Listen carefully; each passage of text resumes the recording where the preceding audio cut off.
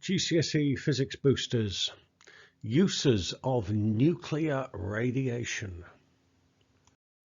Now, the uses on the AQA specification at least are just medical.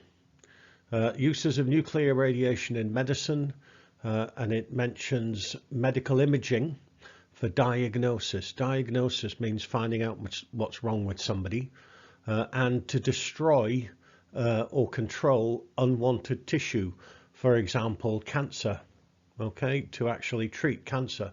It's ironic that nuclear radiation can cause cancer, but it's also used to kill cancer cells.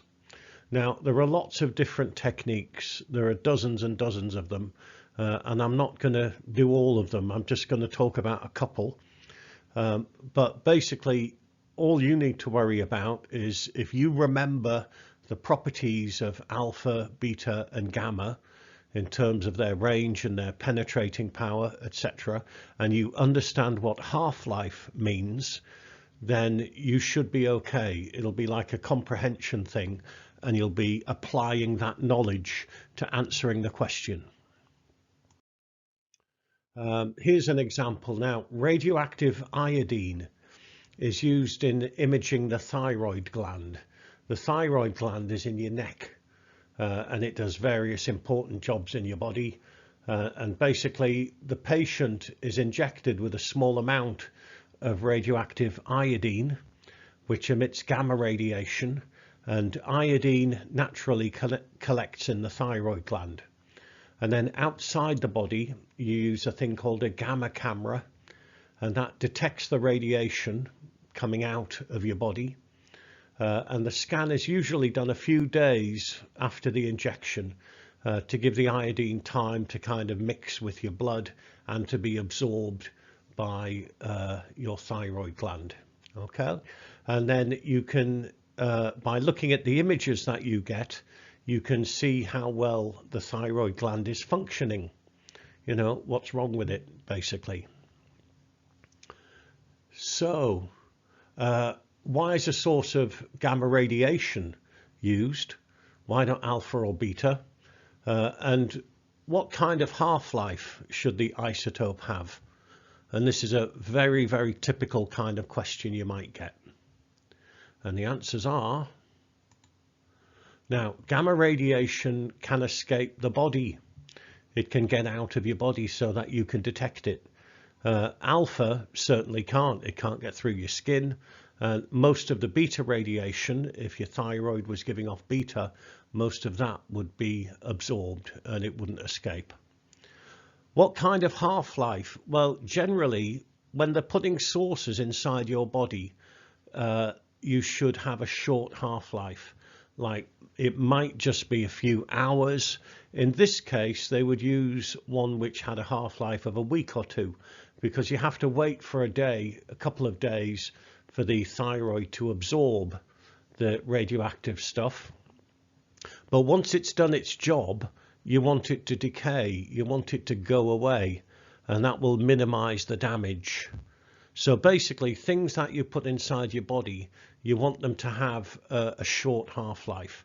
So they do their job, you detect them, you do your images, and then they go away, they decay.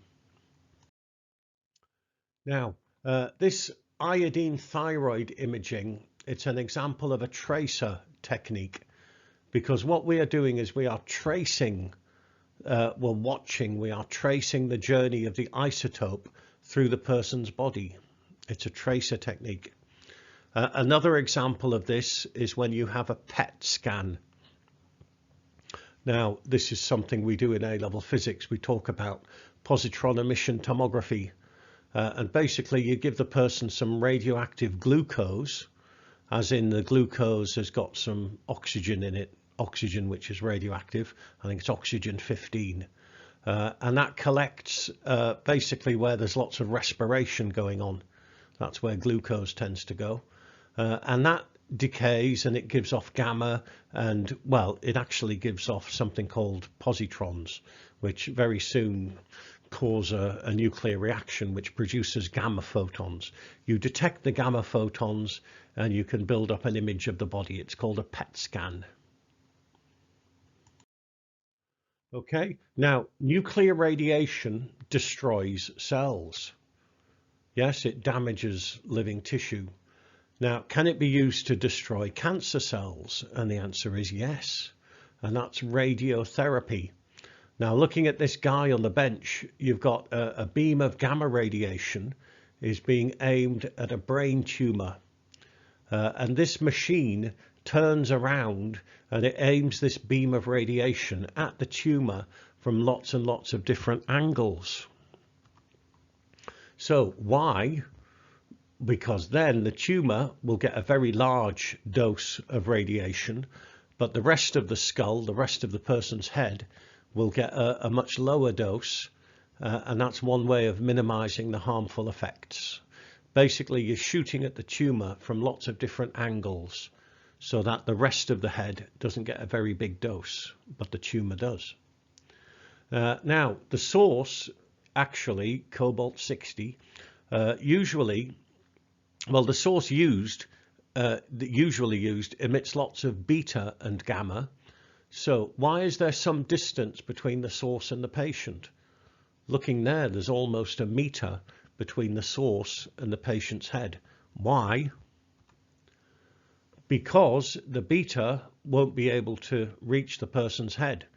Remember that the range of beta is only about 20-30 centimeters, but lots of gamma will get to the patient. Okay, if any beta got through, it probably wouldn't get through the person's skull. It would only do harm. It wouldn't damage the tumor a great deal. So having that distance there makes sure that beta doesn't get to the patient, only gamma. Okay, note that the doctor and the patient will have a discussion. You know, what dose will the patient receive?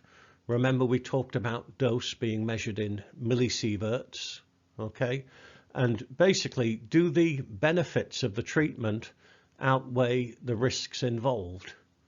So the risks of getting cancer because you're being exposed to radiation versus the risks of, if you've got cancer, not doing anything about it. And I know which one I would choose. But it is a decision that has to be made. Here's another interesting technique. It's called brachytherapy. Now in this, what they do is they get a small source of alpha radiation and they put it inside your body. Okay, actually inside the tumor. If you look at this diagram, this guy's got a tumor in his lung and you're actually putting an alpha source inside the tumor. Okay, and this is often used to treat tumors before they spread. So if you've got a tumor in your body, for example, in your lungs, or very commonly in your prostate when you get a bit older, then what you do is you put a source of alpha radiation inside the tumor. And then when it's done its job, you take it out again. Why is an alpha source best for this type of application? Have a think about it. And the answer is, now alpha has very poor penetrating power, so it'll do lots of damage locally. So the cells around it will be damaged an awful lot by alpha radiation, but anything beyond a few millimeters inside your body won't be affected. So if you put it inside a tumor, then the cancer cells in the tumor will be killed off, hopefully, but the rest of the body will be okay because the alpha particles won't reach it. Brachytherapy. So, as I said at the beginning, for any particular application, you don't need to remember details about the application. Remember the properties of alpha, beta, and gamma in terms of their range in air, in terms of their ionizing power, in terms of their penetrating power, and also understand half-life. And usually in these cases, if something goes inside your body, then it usually has a short half-life. because then it does its job and then it decays, it goes away.